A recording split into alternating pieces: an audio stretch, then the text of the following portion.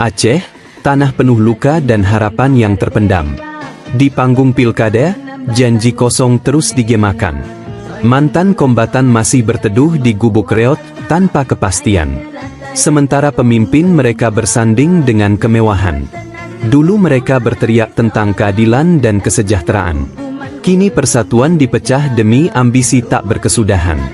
Kami yang kehilangan keluarga hanya bisa menanti, menggenggam sabar di tengah janji yang tak pernah ditepati. Harta berlimpah ada di tangan mereka yang berkuasa, sedang kami melilitkan perut dengan karet demi bertahan.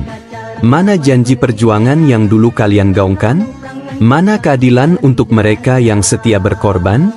Ya Allah, hadirkan pemimpin yang peduli dan amanah, yang menepati janji perjuangan dengan penuh berkah.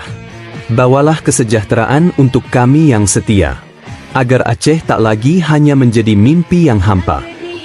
Dukung channel ini dengan hadiah di kolom komentar. Dan dengan membeli produk snack viral dan tas keren beli 1 dapat 4 di keranjang kuning ini.